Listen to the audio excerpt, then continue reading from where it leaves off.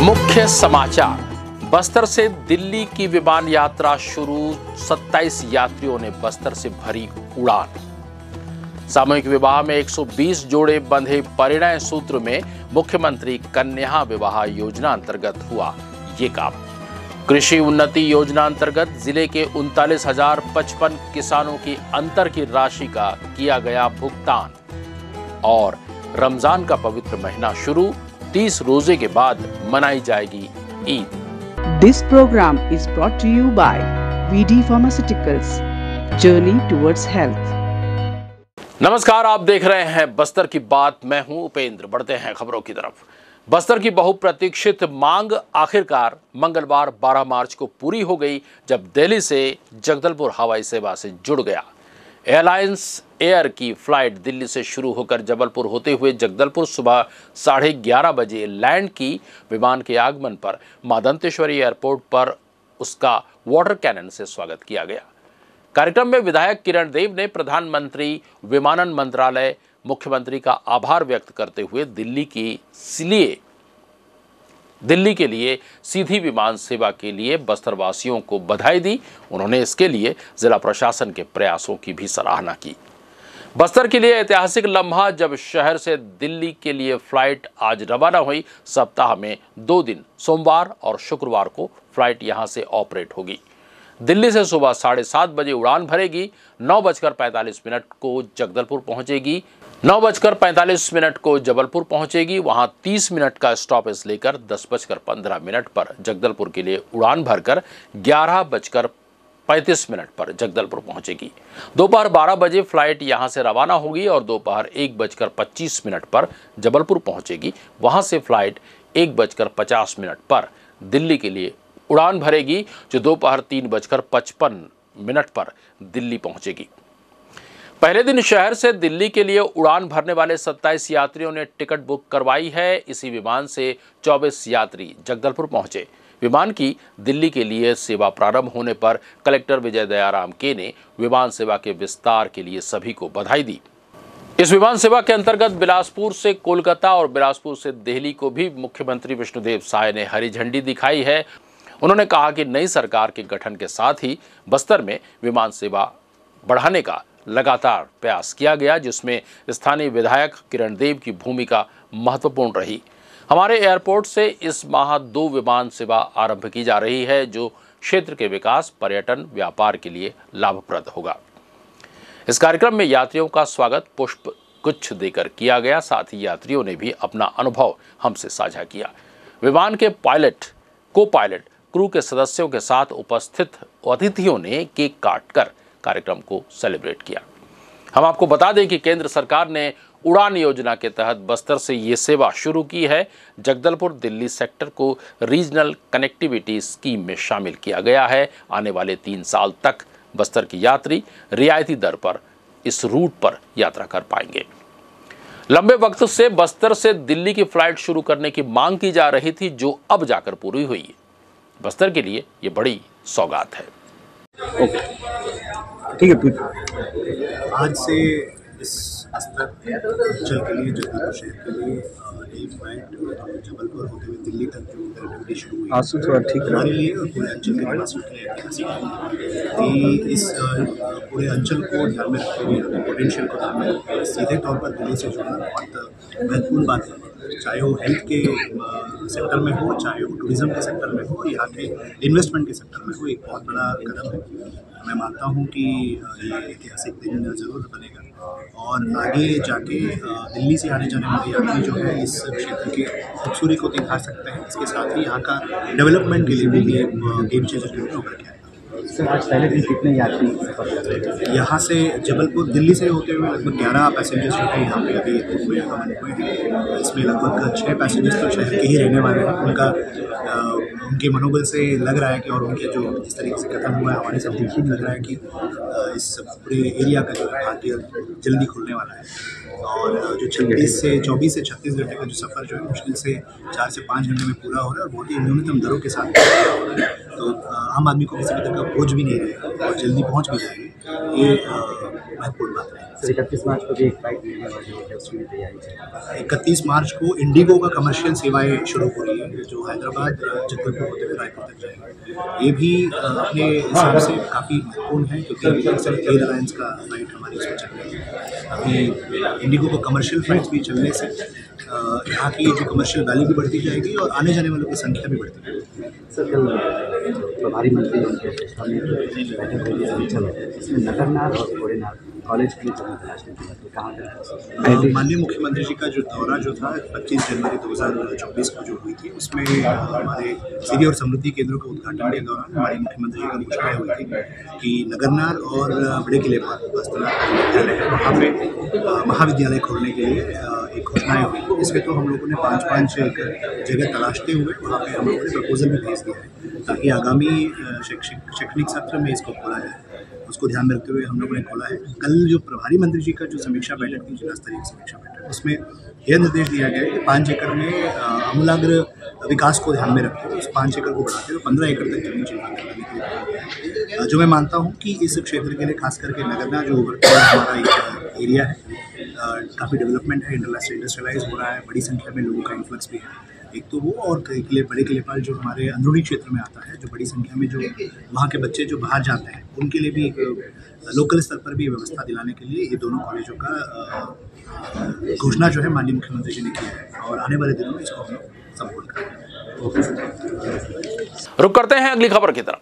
छत्तीसगढ़ शासन द्वारा कृषक उन्नति योजना अंतर्गत किसानों को खरीफ विपणन वर्ष 2023-24 में 3100 रुपए प्रति क्विंटल की दर से धान का उपार्जन किया गया है। समर्थन मूल्य में अंतर की राशि का अंतरण कृषक उन्नति योजना के तहत मुख्यमंत्री विष्णुदेव साय की उपस्थिति में जिला बालोद में आयोजित राज्य स्तरीय कार्यक्रम में राशि का हस्तांतरण किया गया।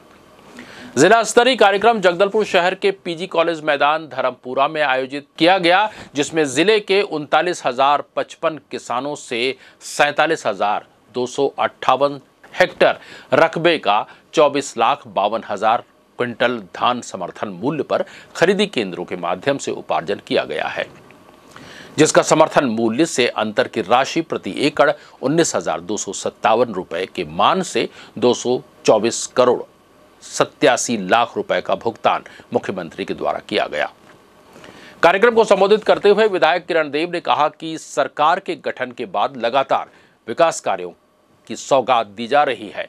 महतारी वंदन योजना, प्रधानमंत्री आवास योजना के तहत पात्र हितग्राहियों की स्वीकृति दी गई है। कृषक उन्नति योजना के तहत किसानों को अंतर की राशि का आज हस्तांतरण किया जा रहा है।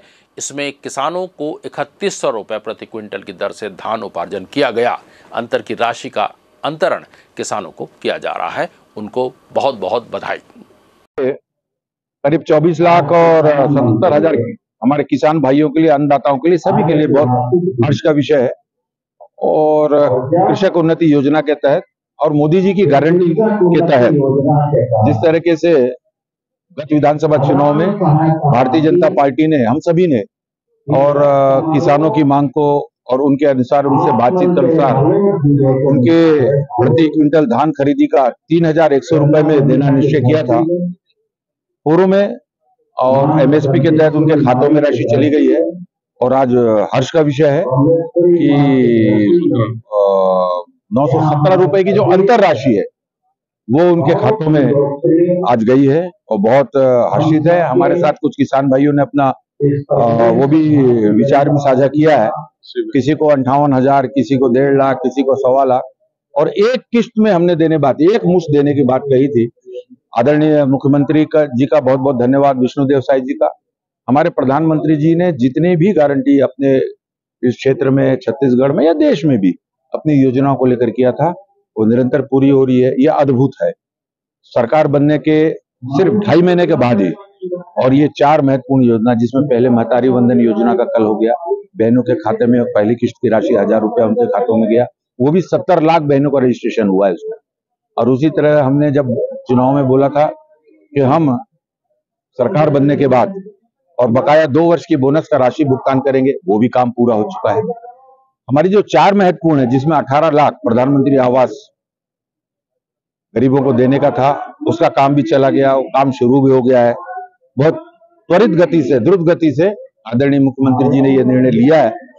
और वो आज जो किसान जो ये सोचते थे कि ये होगा नहीं होगा, कई प्रकार से दिग्भ्रमित किया जाता था, और उस वचन को पूरा करने का काम आदरणीय मुख्यमंत्री जी ने किया है।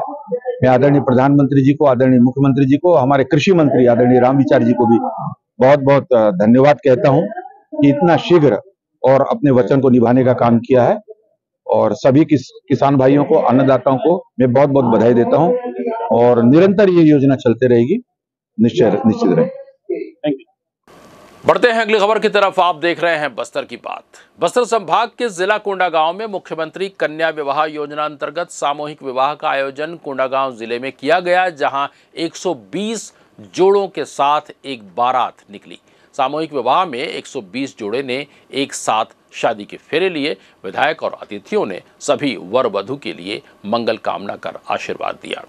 कोंडागांव जिले के फरसगांव ब्लॉक मुख्यालय के अस्पताल मैदान में महिला एवं बाल विकास विभाग द्वारा मुख्यमंत्री कन्या विवाह योजना अंतर्गत सामूहिक विवाह कार्यक्रम का आयोजन किया गया, जिसमें जिले के 120 जोड़ों का विवाह विधायक केशकाल नीलकंठ टिकाम की उपस्थिति में संपन्न हुआ। इस मौके पर 120 दुल्हों की एक साथ बारात बाजे गाजे के साथ निकली, जिसमें परिजनों के साथ जनप्रतिनिधि और फरसगांव के नागरिक भी बाराती बनकर नाचते गाते दिखाई दिए, जिनका पूरे रीति रिवाज के साथ स्वागत किया गया। इस कार्यक्रम में विधायक टेकाम ने नवदंपतियों को आशीर्वाद और शुभकामनाएं देते हुए कहा कि पहले लोगों को विवाह के लिए बहुत अधिक खर्च करना पड़ता था, जिससे उनकी आर्थिक स्थिति बिगड़ जाती थी और वह कर्ज के जाल में फंस जाते थे। छत्तीसगढ़ शासन द्वारा राज्य में मुख्यमंत्री कन्या विवाह योजना प्रारंभ की गई, जिसके अंतर्गत सामूहिक विवाह द्वारा निर्धन परिवारों का विवाह अब निःशुल्क करवाया जा रहा है। और कुछ ज्यादा जानकारी देते हुए विधायक केशकाल नीलकंठ टिकाम ने ये बातें कही। मुख्यमंत्री कन्यादान योजना, इसके तहत आज कोंडागांव जिले के फरसगांव में 120 जोड़े परिणय सूत्र में बंध रहे हैं। शासन की ये जो योजना है, ऐसे परिवारों के लिए जो अपने बच्चों के शादी विवाह के लिए इस योजना से जुड़ करके इसका जो आज फ़ायदा उठा रहे हैं, उनको मैं और भारतीय जनता पार्टी की ओर से उनको हम कोटि कोटि धन्यवाद देते हैं। और इस आयोजन को सफल बनाने के लिए यहाँ पर जितने भी हमारे ग्रामीण जन उपस्थित हैं, हमारे पार्टी के लोग उपस्थित हैं, हमारे मीडिया के जो लोग उपस्थित हैं और हमारे जितने भी कार्यकर्ता यहाँ पर मौजूद हैं, और इस आयोजन के लिए महिला एवं बाल विकास विभाग के सारे अधिकारी कर्मचारियों ने काफ़ी दिनों से अपनी तैयारी चालू कर दी थी। उन सबको आप लोगों के माध्यम से मैं बहुत बहुत बधाई और शुभकामनाएं देना चाहता हूँ।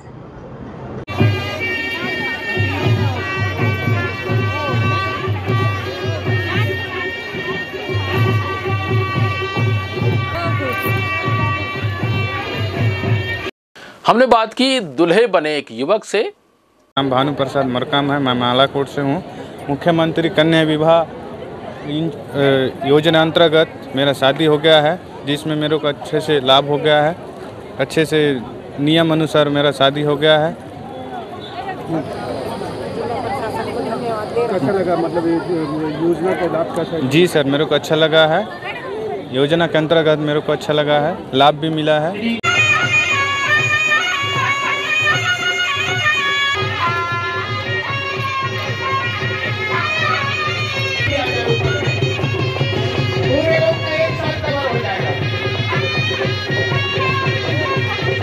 इस बारे में और ज्यादा जानकारी देते हुए परियोजना के अधिकारी ए.के. बिस्वाल ने ये बातें कही। ये आज जो फरसगांव में कार्यक्रम आयोजित किया गया है, यहाँ पर 120 जोड़ों का विवाह कार्यक्रम संपन्न हुआ। इस 120 जोड़ों में 15,000 रुपये का उनको उपहार की सामग्री दिया गया। ज्वेलरी और श्रृंगार की सामग्री जो है 6,000 रुपये का दिया गया और 21,000 रुपये का चेक उन्हें दिया गया।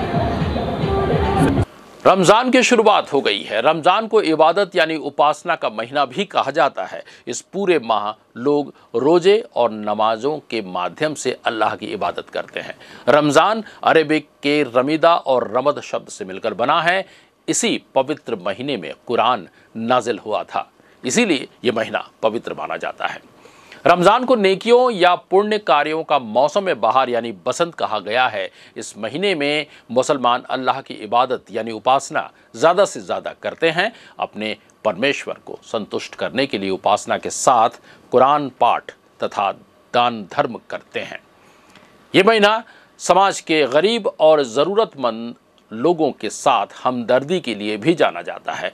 इस महीने में रोज़ेदार को इफ्तार कराने वाले के गुनाह माफ़ हो जाते हैं। एक बार पैगंबर मोहम्मद सल्लल्लाहु से किसी सहाबी ने पूछा, अगर हमसे किसी के पास इतनी गुंजाइश न हो तो क्या करें? तो हज़रत मोहम्मद ने जवाब दिया कि एक खजूर या पानी से ही इफ्तार करा दिया जाए। तो कुल मिलाकर ये है कि इस महीने में आशीषों की बारिश होती है। ये महीना ज़रूरतमंद लोगों की मदद करने का महीना है। दूसरों के काम आना भी एक इबादत ही है। इस बारे में और ज़्यादा जानकारी देते हुए इमाम साहब ने क्या कुछ कहा, आइए सुनते हैं। मेरा नाम मोहम्मद इस्लाम बख्श मिसबाही है। मैं जामे मस्जिद का खतीब व इमाम हूँ। जामा मस्जिद जगदलपुर का खतीब व इमाम हूँ। आज से जो है रमज़ान मुबारक का महीना शुरू हो गया है और 29वां का चाँद जो है नज़र आया है और उस एतबार से आज से पहला रोज़ा शुरू हो गया है। रात में तरावी भी हुई है और इंशाअल्लाह अज़ीज़ जब तक के चाँद नज़र नहीं आता है तब तक के तरावी का भी एहतमाम होगा और साथ ही साथ जो है रोज़े का भी एहतमाम किया जाता है। हो सकता है 29वां रोज़ा हो, 29 रोज़ा हो या हो सकता है 30 रोज़ा हो, ये तो चाँद के ऊपर डिपेंड करता है। और सबसे बड़ी बात यह है कि बड़ी ही खुशी की बात है कि आज ही से जो है रमज़ान का रोज़ा शुरू हो गया है और हमारे तमाम भाइयों को इस बात की खबर लग गई है कि 29वां चाँद हो चुका है और रोज़ा शुरू हो चुका है और बड़े ही उत्साह के साथ छोटे बच्चे भी रोज़ा रख रहे हैं, घर के तमामी अफराद रोज़ा रख रहे हैं और तमाम नमाज़ों में भी शिरकत कर रहे हैं। ये सबसे बड़ी बात है।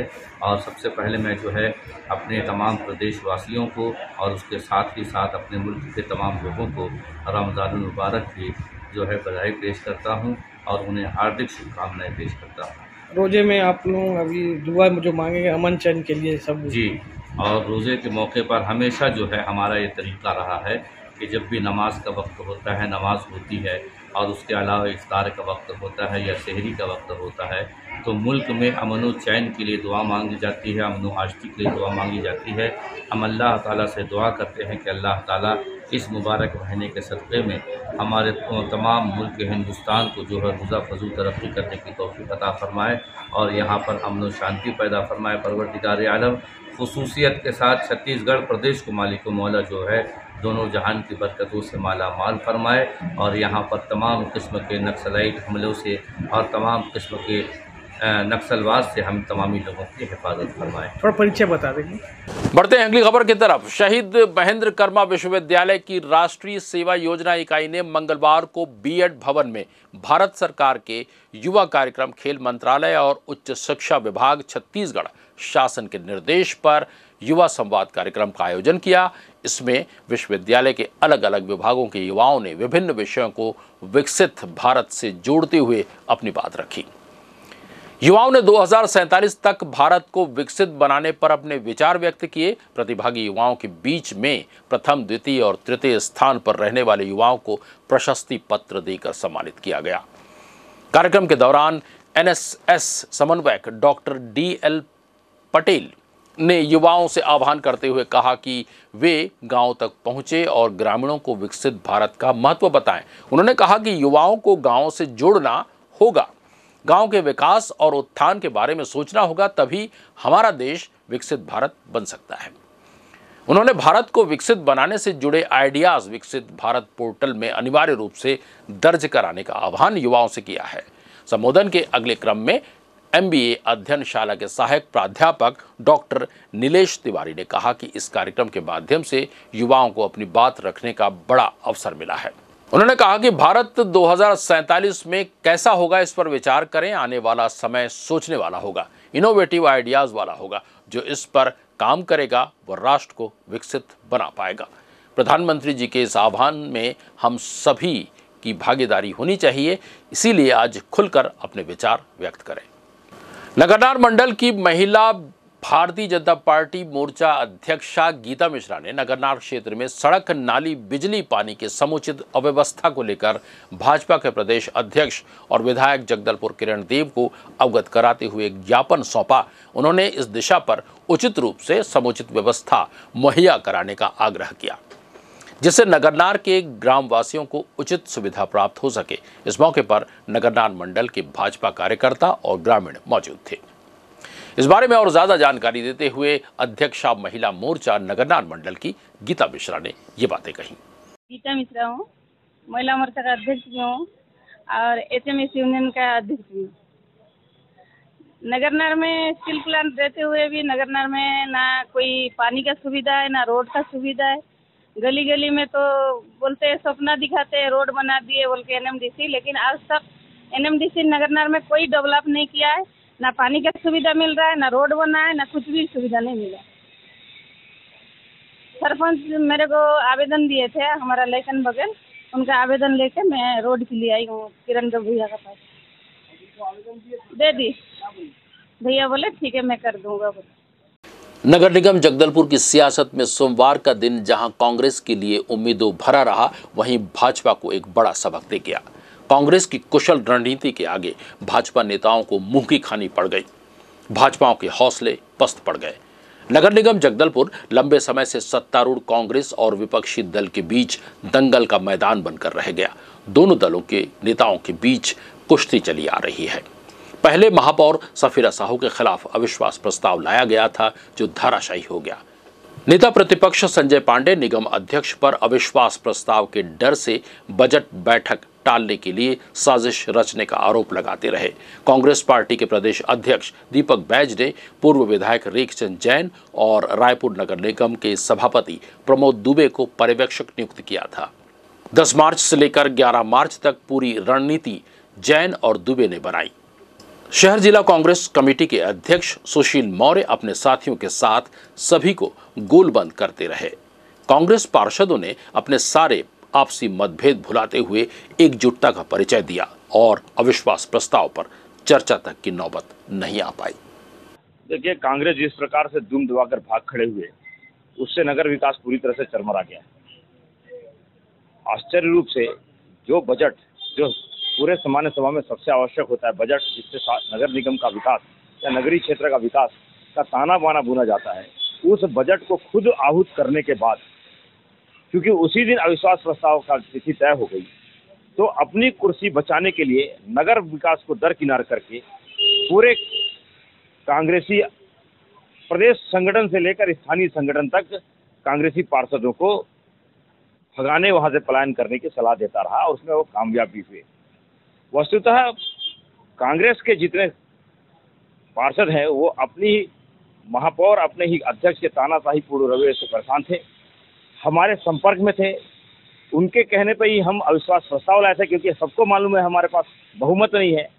उनके साथ मिलकर बहुमत होता है, परंतु कांग्रेस संगठन ने अंतिम समय में हमारे साथ 15 लोग जुड़े हुए थे। अंतिम समय तक पैसे का प्रलोभन देकर, दबाव की राजनीति करके, संगठन का दबाव का राजनीति किया और ऐसे कांग्रेसों को कांग्रेस भवन में बुला लिया। हमारा सिर्फ इनसे ये पूछना है, जिस अध्यक्षा के खिलाफ भ्रष्टाचार के इतने बड़े बड़े आरोप लगे हैं, जो दलगत राजनीति के कारण पूरे शहर में जानी जाती है, जो अपने आलीशान बंगलों, आलीशान कार और चमचमाती साड़ियों के कारण जानी जाती है, उसके ऊपर भ्रष्टाचार, उसको बचाने की बजाय कांग्रेस ने उसे भगाने की बजाय, उसे हटाने की बजाय कांग्रेस ने उसे बचाना उचित क्यों समझा, और जबकि उस दिन वास्तव में बजट सत्र था। बस्तर पुलिस द्वारा आपराधिक तत्वों के विरुद्ध लगातार कार्रवाई की जा रही है। इसी तारतम्य में जगदलपुर से लगे ग्राम हाटगुड़ा मिडिल स्कूल के पास आरोपी भारत बघेल द्वारा दारू पीने के लिए पैसे नहीं देने की बात पर चाकू लेकर प्रार्थी प्रकाश नायक को डराने धमकाने वाले युवक पर कार्रवाई करने में बस्तर पुलिस को एक बड़ी सफलता मिली है। विगत 11 मार्च को सोमवार को प्रार्थी की सूचना के आधार पर संदेही भारत बघेल हाथ में लोहे का चाकू लेकर प्रार्थी व वहां से गुजरने वाले आम लोगों को डराने धमकाने की सूचना मिली थी। आरोपी के विरुद्ध थाना कोतवाली में अपराध पंजीबद्ध किया गया और इसके लिए अनुसंधान किया गया था।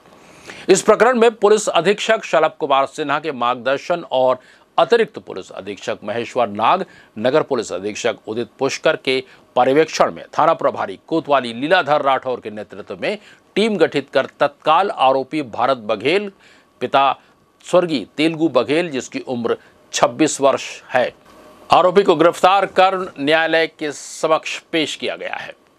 खबरों का सिलसिला लगातार जारी रहेगा। एक नजर डालते हैं हेडलाइंस पर। मुख्य समाचार। बस्तर से दिल्ली की विमान यात्रा शुरू, 27 यात्रियों ने बस्तर से भरी उड़ान। सामूहिक विवाह में 120 जोड़े बंधे। परिणय सूत्र में मुख्यमंत्री कन्या विवाह योजना अंतर्गत हुआ ये काम। कृषि उन्नति योजना अंतर्गत जिले के 39,055 किसानों की अंतर की राशि का किया गया भुगतान। और रमजान का पवित्र महीना शुरू, 30 रोजे के बाद मनाई जाएगी ईद। बस्तर की बात में बस्तर जिले से तमाम जुड़ी खबरों से रहें बाखबर। सब्सक्राइब करना न भूलें यूट्यूब चैनल पर बस्तर की बात जगदलपुर। नमस्कार। This program was brought to you by VD Pharmaceuticals, Journey Towards Health.